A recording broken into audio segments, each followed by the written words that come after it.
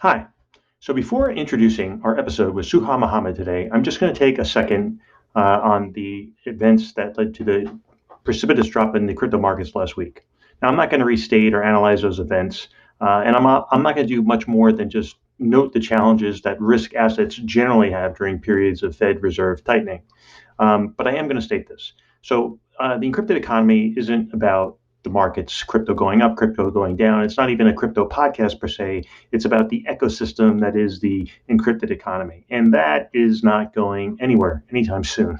And it may go through periods of expansion and contraction, but this whole space is just going to grow over time. And my job here is to just help you, the listener, understand the forces that are shaping it. So back to this week's episode, which is with Suha Mohamed talking about some of her work at the Aapti Institute out of India. Now, they are a policy research institute. They focus on matters and questions like, what are our personal digital lives going to be? How is our workforce going to evolve when things are changing in technology like AI? Or how are emerging technologies going to impact our relationship with the state? Questions we have globally, quite frankly, right? So for whatever reason, the first few minutes of this episode were lost. We didn't have a chance to retape it. So we're just going to cut out some of that and just launch into the first question. So I hope you enjoy this episode with Suha.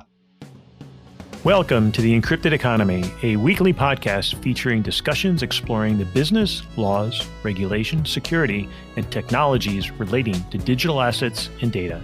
I am Eric Hess, founder of Hess Legal Counsel. I've spent decades representing regulated exchanges, broker-dealers, investment advisors, and all manner of fintech companies for all things touching electronic trading with a focus on new and developing technologies. Now, Aapti is located, its headquarters is based in India, but it is a global focused organization. So today we're going to talk, we're going to try to shed some light on things in the Indian, within India, and then how they relate to the broader international context. What do you see as some of the cultural differences towards data privacy in India versus the US, Europe? Well, I think it's interesting, when we're looking at cultural differences and attitudes, and there's something significant in the Indian context to consider. So in 2017, privacy was recognized as a fundamental right. And I think that's significant because it really does exalt its status and the way that we should be thinking about it as something that needs to be protected as one of the highest, levels of freedoms or rights that we have in this country. But at the same time, there isn't necessarily an overarching privacy legislation or regulation that actually ensures that these rights are protected. And so I think there's a bit of a tension there because there is definitely a recognition that this is something that needs to be protected for all citizens. Yet I think in terms of the efforts to sort of regulate it and efforts to sort of protect our rights have been kind of a challenging journey so far. So I think there's definitely been influence from, what we've seen from GDPR in Europe and how that framework has led, and sort of trickled down into our understandings of privacy. I think also at a community level, there have been various incidents where, Indian citizens have been made aware of, how our digital rights have been sort of imperiled in some ways. And I think, this has been a cause for concern most recently also with the Pegasus spyware, case that came up. I think across the world, I think citizens were extremely concerned to see that surveillance can be done not just by private entities, which we're now sort of used to, and maybe potentially too comfortable with, but also by state actors. And so I think this brought up, concerns in the way that we're framing privacy. We recognize it's a right, but there are concerns in which, how does this actually translate into practice and sort of what does that look like on ground? So I think we've seen some progress also in terms of the drafting of, potential personal data protection bills, but this has been going back and forth for 5 years now. What's interesting also in the Indian context to note, which might be a little bit more cultural, is that I think GDPR and perhaps other sort of Western sort of recognitions of privacy tend to be quite individualistic. So you're considering sort of individual data rights and protections. You're looking at consent also from a sort of individualized view. And I think the nature of data is that it tends to be quite relatable and you can kind of gain significant value when you're sharing it and also when you're aggregating it from different sources. And there's a significant community angle to data, right? It doesn't just relate to one person, it relates often to many people. And so does, any decisions that are made around data, they can extend to, communities and groups of people. So what we saw in the Indian context was a non-personal data governance framework was released. And at that point in time, it actually recognized the community element to data, which was quite interesting. And in a way that it saw that individuals should have community rights over data, and that could be exercised potentially through a nonprofit that could serve as sort of an intermediary in that position, and make sure that the community was aware, had the necessary literacy around what data was valuable, how that could be used, and how that sort of value could be derived. So I think those are sort of the sort of cultural nuances and contexts that make India quite an interesting space to look at how privacy has evolved and how we're looking at it. We also ran a very interesting campaign, and one of the first sort of large consumer-focused campaigns to shed awareness on privacy that we ran with the support of Omidyar Network in India. And I think the biggest learning for us was that, I think as a result of global conversations on privacy, whether it's through documentaries we're seeing on Netflix or otherwise, there is a cultural acceptance, at least from digital natives, that privacy is a huge concern. Yet it remains to be something that people feel quite defeatist about, right? So it remains to be something that people say, okay, well, platforms have my data. I don't necessarily have control over it. What can I actually do? We don't have a privacy legislation, and we understand that there isn't necessarily a lot of accountability that we can demand from platforms at this point in time.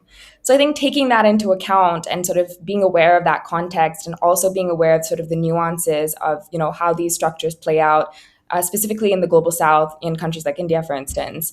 Aapti was very keen on looking at elements around sort of data sharing that seem to be sort of quite well rooted and quite well understood, and looking at frameworks of data governance and saying, how can we extend the way we think about data governance beyond just compliance, to consider the individual who's often the data subject, from whom data is being sort of gathered and captured, but tends to be absent from these conversations around how data is collected, stored, used, shared, with whom it's shared, and for what purposes. And so that's sort of led to our broader focus on looking at how this framework can sort of unlock data, incentivize sharing between multiple users, and a sort of digital intermediary, which can be an existing organization, can help, whether it's individual communities, help represent their digital rights in a way that's a little bit more meaningful, and really put them at the center of a lot of decisions that are made around data. And a lot of the concerns around data misuse can also then be mitigated potentially through this kind of a structure as well. Interesting. We had a while back, we had a podcast with Dr. Jennifer Cobb and Helene Jansen from universities of Manchester and Amsterdam. And we talked a lot about a figuration analysis of privacy. Basically, it's a human network, and as opposed to just a purely individualistic, and how it relates to the state, that there are communities, that there's these complex networks, and all that needs to be taken into account when contemplating legislation that impacts privacy. Because I think, as you know, sometimes, the individual may not be as represented. They can't be as represented. And if you're asking them to take charge of their rights, well, that may not always work either. So you kind of have to think more broadly, like, how do they get their rights represented without necessarily having to take action themselves, or having to assert their own personal rights as part of a broader community. So, interesting. So, and I think that feeds a little bit into another topic, which I think privacy folks kind of focus on, which is, I don't know if I'm pronouncing it right, and you'll pronounce it right, Aadhaar. Could you explain what that is, the impact on Indian society, and how that factors into like a privacy as well as even a data stewardship analysis? Sure. So so it's pronounced Aadhaar, and Aadhaar essentially is a sort of 12-digit number that is generated by the I believe it's the Unique Identification Authority of India. And it has been compared to, say, sort of like a social security number in the US. And the idea is that this 12-digit number is connected to two sets of, data that pertain to you as an individual. This includes biometric information, as well as sort of other demographic information like your date of birth, your phone number, your address, etc. And so when this sort of initiative or scheme was rolled out, the sort of vision or purpose was that this sort of 12-digit number could be used for authentication, identification, and it would be linked to sort of government-related subsidies or services to ensure that you're sort of eligible for these and to make sure that there is a broader sort of subset of data that's available on Indian citizens. What ended up being quite concerning with this initiative, and there have been several sort of court cases, that have questioned the constitutionality of this initiative, is that it brings together a lot of this extremely personal, sensitive data and stores it in one central repository. And of course, I think anyone in the privacy world knows that sort of centralizing data in one repository leaves it open to sort of potential for a data breach. Even if this data is encrypted, there are concerns, and there have been since, I believe, data breaches of this, repository of information, and that's significant if it's such a large subset of people. And if you consider India's population, that is a huge group of people that is then vulnerable to their information being breached by a number of folks. I think the other thing is that although it was created for identity verification, there are also concerns in terms of like the fallibility of these technologies for identity verification. So biometric sort of like fingerprint scanning or iris scanning has failed in the past, and it absolutely has failed in the Indian context as well. When this was used to, for instance, the Aadhaar was required, this number was required to register yourself for marriages, to even be eligible for availing a sort of like midday school meal, which is something that the government of India provides schools, children who go to school. So for instance, if you are a child and you have to show your Aadhaar certificate, or you have to show proof of other identification in order to receive a meal, there are concerns in which what that identification or that sort of requirement can do to you, can deprive you of services at that point in time, but also enlists you in this sort of like process or system of surveillance in which this data or this sort of set of data can be requested by any entity, whether it's private or public. The issue at the time also that was raised by courts was that this should not be requested by private entities, because then it is unclear to us as individual citizens who is requesting this information on us and why, and what the purpose of this will be. So there's been, quite a lot of debate on Aadhaar for this reason, both in terms of how it, deprives citizens potentially of services because it was required to be linked right from taxes to, like I said, to avail a midday meal, etc. And I think the system was inefficient in itself. But I think if you extend this to a broader sort of outlook on sort of what data protection or what data privacy has looked like in the Indian context, I think there's been a concern also for, in terms of what this looks like in terms of surveillance by state actors or non-state actors, so the private sector here. And we see also with the way that certain, the data protection bill that's been released, that has been tabled, but now is, I think, going back and is going to be completely redrafted, left significant scope for the government to be exempt from a lot of these clauses for sort of like national security reasons or for maintaining public order reasons. So we see this sort of time and again that there are these loopholes where the state sort of creates these exemptions, these blanket, exemptions from what should be a fundamental right. And I think, this is significant for us to consider, given, like I said, the population size that we have, but also the vulnerabilities of the people from whom this data is being collected, right? So if it's collected from children, if it's collected from migrant workers who are looking for certain government schemes or subsidies, who may not also have the awareness of their digital rights. They cannot claim them because they don't have an overarching regulation. There are quite a few concerns around the accountability of this information, the safety of this information, and sort of the question of process behind a lot of this as well. So I think that ties into like broader concerns that we're trying to sort of help address, or trying to develop frameworks to start thinking through solutions as well. In the U.S., we have Social Security numbers. I don't know if that's the equivalent, but we sort of take it for granted. It's sort of baked into the system with its inefficiencies, but there's there are definitely privacy issues associated with Social Security numbers and what happens when people get their hands on them. There's been instances of people claiming tax refunds on the behalf of or benefits on the behalf of deceased people with their just by getting their Social Security number and getting some additional personal information. So. I think the concerns extend in the Indian context as well, right? So identity fraud, this is very much possible and has been the case as well in India. I think also there were concerns that a lot of this data was made open access at one point in time. And so there were many concerns in also just the development of the program and lack of consultation with, certain civil society groups as well that had these concerns right at the start. And I think also it's interesting to see. I know we're talking about Aadhaar, but I think it's interesting to see in the Indian context, ways in which data is collected for certain surveillance purposes, and ways in which data remains to be sort of neglectfully not collected, or we consider data to not exist for certain reasons. So I think there's sort of two sides of the coin when it comes to data collection and sharing, where data can be over collected, and there is this, this happens by the private sector most often, but also data can be, you can be sort of left invisibilized due to a lack of data. And we've seen over the course of the pandemic, particularly for vulnerable groups, like I mentioned, whether it's migrant workers or farmers, where the government sort of throws their hands up and says, we don't have data on this, group or population of people. And I think the implications of that are also extremely concerning. And so I think something that we were looking at and starting to think about is how can data be more responsibly collected and shared? And so in context of, say, the pandemic lockdown, a very interesting example of this is that I think at the peak of lockdown, so March 2020, India restricted all transport, so public transport, trains, buses, etc.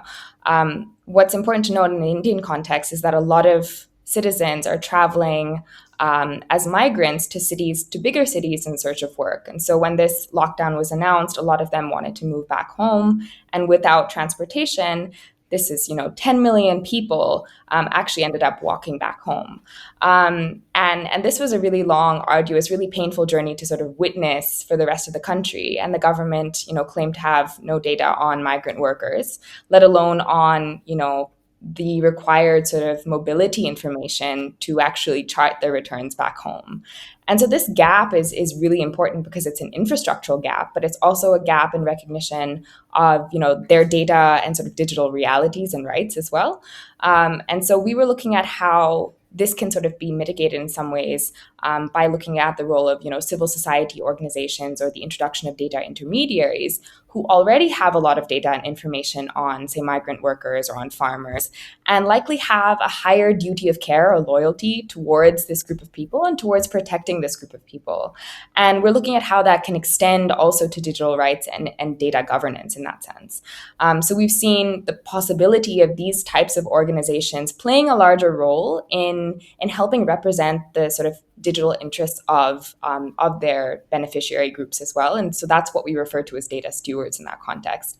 And I think especially here when there is concerns around, the lack of regulation, there are concerns around existing use of data, the existing sharing of data, it's important to identify these sort of intermediary institutions or those trustworthy spaces and build these sort of ecosystems where data can be responsibly shared between different stakeholders by keeping also the interests of, the individual or the community in mind.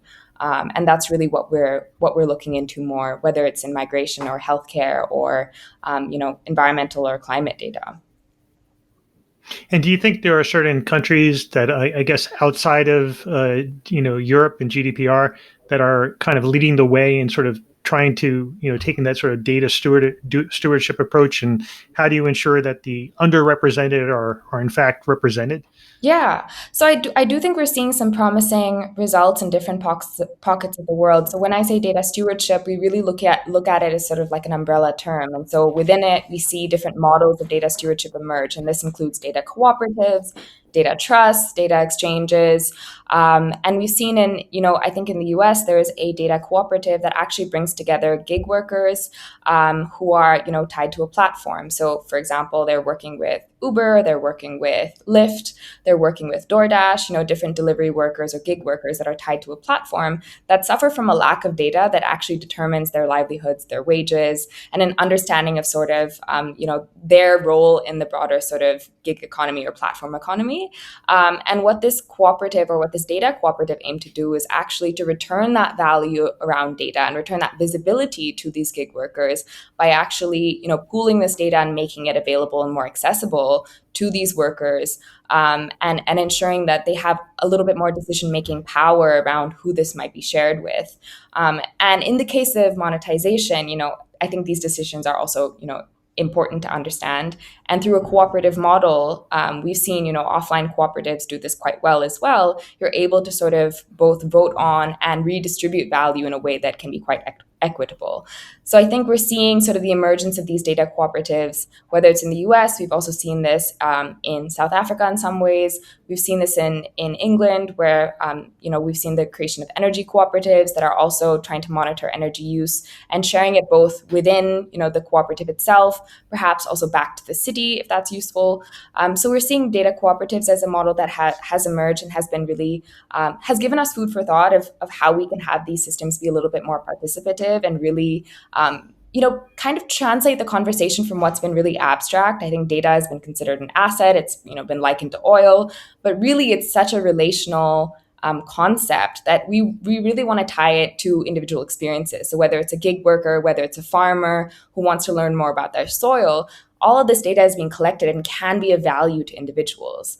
What we've also seen in several countries is a recognition of Indigenous data rights and Indigenous data sovereignty, which I think is really critical to environmental movements, is thinking about data that's collected on the soil, the land, the atmosphere around us, even if it isn't personally significant or has not been framed to be personally significant, can be to Indigenous groups and populations across the world. So how do we ensure that it is those communities that are entrusted to do what is right with that data, to protect their lands and to ensure that their communities also stay safe? And so we've also been looking into principles that have been created in the US, in Canada, in Australia and New Zealand that can kind of guide us and create pathways to start to think about this a little bit more as well. And I think that's really significant, and that's really where our attention should be, is to look to communities and understand really what those priorities are, how we start to translate those into more formal systems. So we keep this a little bit more bottom up, as opposed to this being top down and really regulation led primarily. Right. We've had, I find the whole concept of data cooperatives and data trusts fascinating. I mean, we had Thorsten Dittmar recently on data cooperatives, but we've also had a podcast on DNA and genetic sequencing for indigenous people in South America. And we're also going to have somebody on talk about, the possibility for, as you said, like even agricultural cooperatives where you might have farm workers who don't want to necessarily reveal everything that they do, their secret sauce, but to the extent that that data can be encrypted and shared and processed, then they can still gain the benefit of sort of a broader based understanding of it versus having to see all the underlying detail of it. I think that's really where it comes into play. So these concepts of encryption, there's a lot of value to be obtained, all the information doesn't have to be revealed, right? Only what is required can be revealed, and that's where I think it really makes a big difference. For big state sectors, it's very difficult, right? Like they, governments will impose these regulations, but sometimes those who are the least able to comply are the agencies themselves, right? Because they're dealing with antiquated systems, limited budgets, and that kind of thing. So, so another thing I wanted to touch on, India is growing enormously in its data utilization. I read a statistic, and maybe you can corroborate it. 500 million smartphone users with a 35% penetration rate, and that's growing. That's, vertically increasing. So, I mean, in terms of the number of sheer smartphone users in India, it's just enormous. And there's going to be so much data that can be captured, from those smartphones.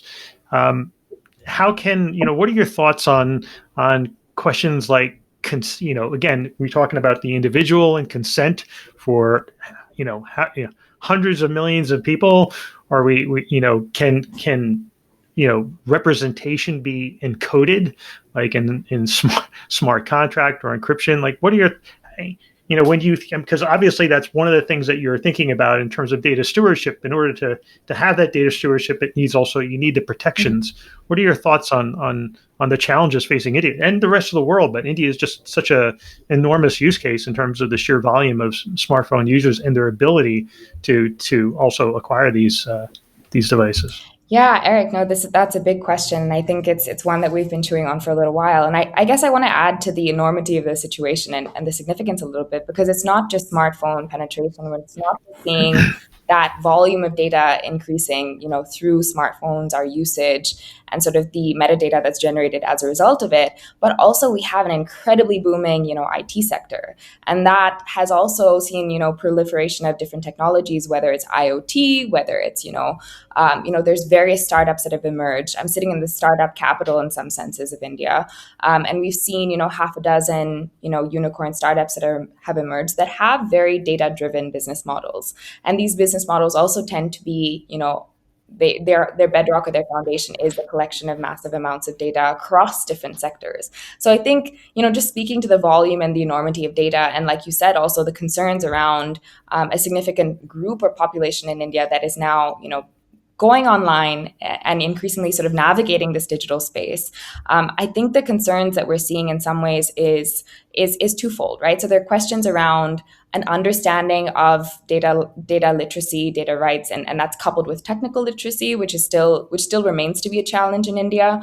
And we see that in order to address that, we also need to look to the existing human architectures on grounds, the existing community work that brings people together. So, for example, I'll give you an example in COVID times. When you had to register for a vaccine, you had to register on a portal called CoWIN, and this was an online portal that the government created. You had to be able to verify your identity through your phone, and you would receive a PIN on your phone, and that was the way in which you could actually register for a vaccination. Now, considering India's population, although we have mobile penetration, it's also gendered, right? So if you look at a family, the woman in the family may not have access to a phone necessarily. It might be, the male in the family that has access to a phone.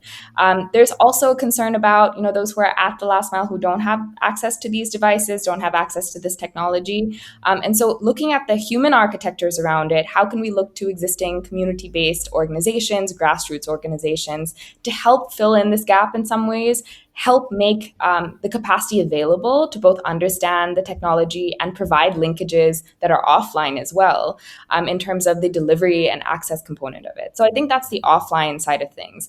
I think on the online side of things, you have to come up with better solutions. You mentioned consent, and I think that's one dimension to the concerns we're seeing in the data economy, right? I think consent is one approach to participating more broadly.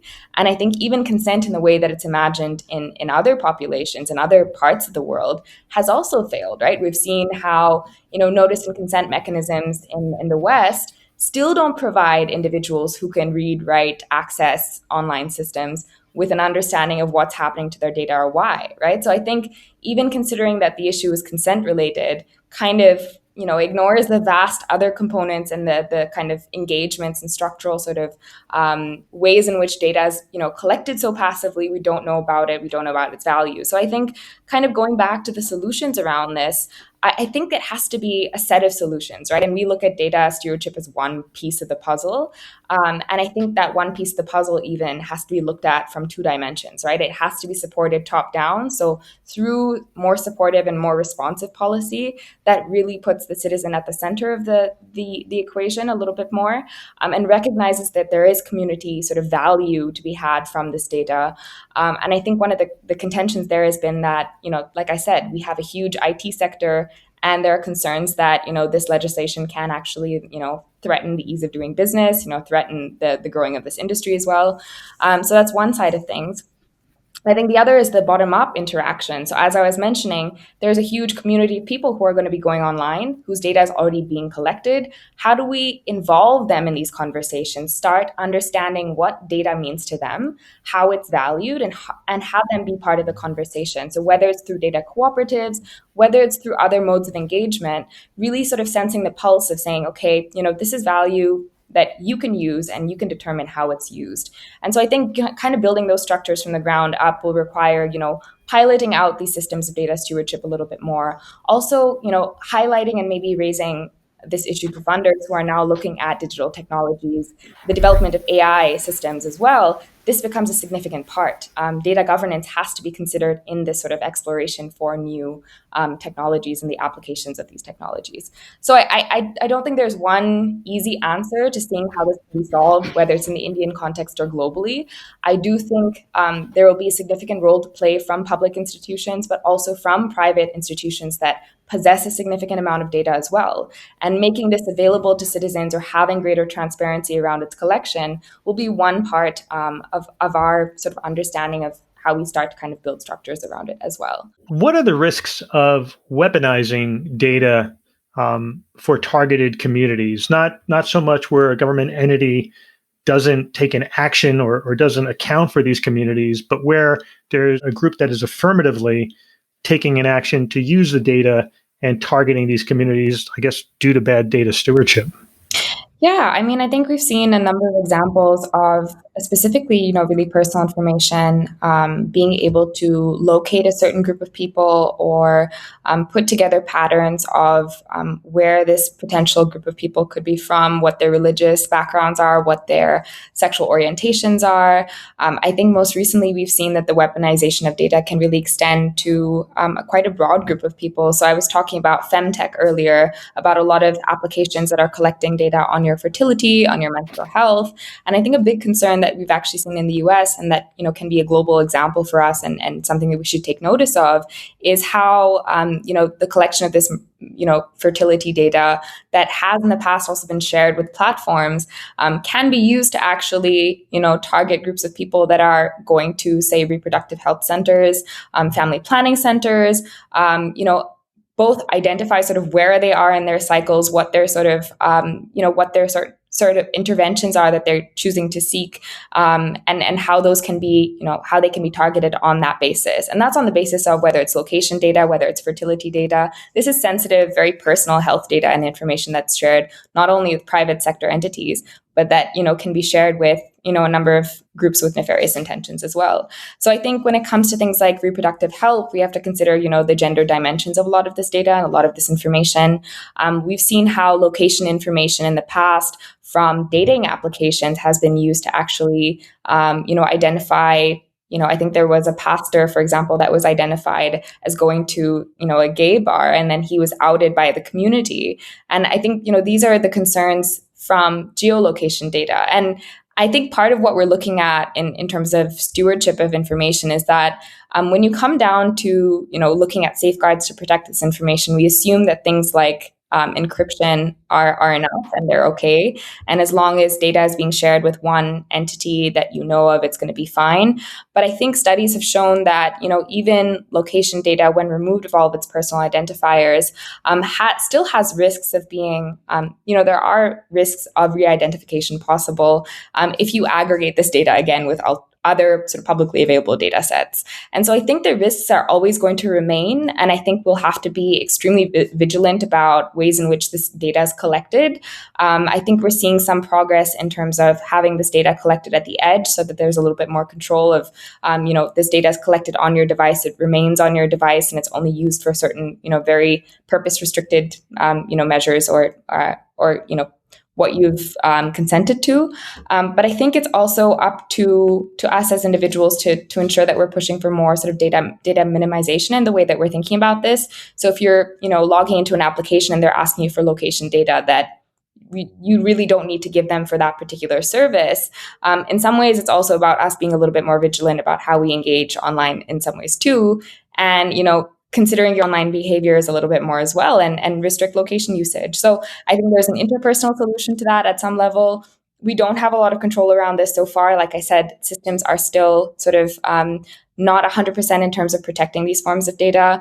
And, this can be used in terms of weaponization really across the board. I think it's concerning to think about how especially vulnerable groups can be particularly at risk of this data being made available to even, state entities. So I think we saw in Afghanistan most recently that a lot of the data that, belonged to civil society organizations, if that, went into the hands of the Afghanistan government now, that puts a whole swath of women at risk. It puts a whole swath of children and other vulnerable groups at risk as well. So I think, this requires also international institutions to sort of take a really hard look at ways in which they are collecting data as well, even if it's sort of at a proxy level, to ensure that there are both indications of what the experiences are like of people who are from marginalized communities. So we are and should be collecting gender disaggregated data or data that relates to vulnerable communities. But if we are doing so, what are the mechanisms with which we consider the safeguards, but also accountability and sort of transparency around that data as well, and making sure that we have full visibility of sort of that life cycle of that data as well. So yeah, that's what I'll say. I don't think there's an easy solution to this just yet, but I think we have to keep pushing. Before we break, what are some of the initiatives that Aapti is working on now that you're particularly involved in, maybe particularly passionate about? Yeah. So specific example, if you. Sure. So I think, as I sort of mentioned at the start, our work has revolved around this data stewardship landscape, and our methodology has been really case study driven. So we've been speaking to organizations across the world who are governing and collecting data in sort of more new and innovative ways. We were looking at ways in which communities can better engage with data and participate in these systems. And now I think, considering what we've learned, and we want to make a set of resources available for those who are actually building out stewards or building out institutions, and help support them in that effort, and sort of understand how they can speak to their audiences a little bit more about these questions. What we're also focusing on now, which is quite interesting, is looking at the broader ecosystem of how data can be shared among these different intermediaries. What needs to happen? Like, what's the foundation required really for, say, a data cooperative to speak to a data trust, to speak to a data exchange, for instance, or say a public government repository of information? Where do we fit into the broader sort of like patchwork of these different entities and how they relate to one another? And we're doing so with a specific focus on the environment and sustainability, because we see a lot of information and data that requires to be sort of coalesced and aggregated from multiple different stakeholders. So one really interesting thing that we're working on right now is we're speaking to a network that is bringing together a variety of stakeholders, which includes, researchers and academics, includes civil society organizations who are working with Indigenous people. And their whole aim is to say, how can we bring together really important data and make sure that, it's held in this repository where it's safe, it's made available, it's made accessible, it's interoperable, it can be shared with other entities, and sort of really going through the dynamics of what that looks like. And also considering, environmental is sort of the focus on environmental data. Another really interesting project that we're starting to do a little bit of work on is around air pollution data, which in India is of significant concern as well. We are home to, I think, many of the world's most polluted cities, and we have sort of a dearth of data from the public sector on air quality. And so it really comes down to the private sector and civil society organizations to both collect that data and make it available. And there are efforts now to understand how communities, through citizen science efforts, can be a part of that. Right from installing sensors in their homes, being able to better track, what the air quality metrics are like, and having that as a foundation to then lobby with their governments for interventions to really, mitigate the risks of a lot of this. So I think we're seeing some really interesting movement in that direction around the environment. Similarly, around healthcare, we've seen with the pandemic, the necessity to have this information at our fingertips, but also to do it in a way that respects the sort of dignity of patients, of their rights, and considering the sensitivity of this information as well. And then lastly, smart cities and mobility. We were talking about the concerns of location data being shared. And I think part of the research I did a little bit earlier was looking at how this data, this location data, can actually be quite significant in the way that we understand, say, how women move around cities and how transportation can be a little bit more responsive in the way that we design it, how our cities can be made more habitable and more, gender responsive, based on our understandings of, mobility trajectories, how we can understand the implication of things like lockdowns or things like,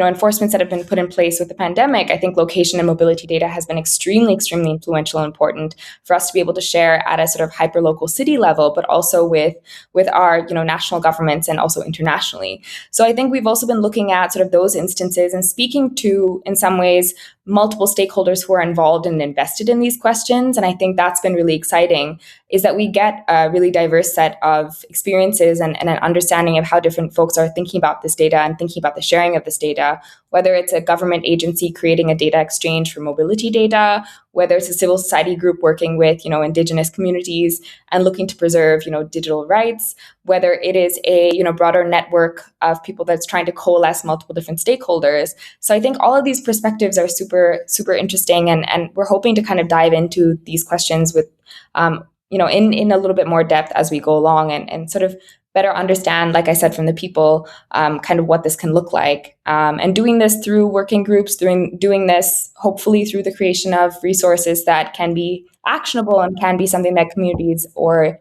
businesses or stewards that are evolving can actually use and implement on ground as well.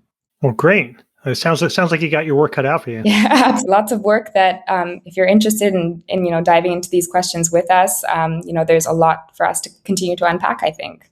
Yeah. And so where can people go to find out more about Aapti and yourself and the work you're doing? Yeah, so the work we're doing at the Aapti Institute, you can go to aaptiinstitute.com to learn more about our work, and more specifically the work around data stewardship. You can visit the Data Economy Lab, where, because we are a public research institute, any of the research that we publish, either with partners or otherwise, everything is made public and accessible to see. And we have a set of tools and articles and resources that we continue to build up, and would love to hear from you and your community of listeners as well, to see if there's anything that like to partner with us or kind of explore questions together. I think there's, like I said, Eric, lots for us to figure out, and I don't have all the answers, but there's stuff that we can grow and develop together, I'm sure. Great. Thanks so much for coming on to the podcast. Thank you so much, Eric. This was great.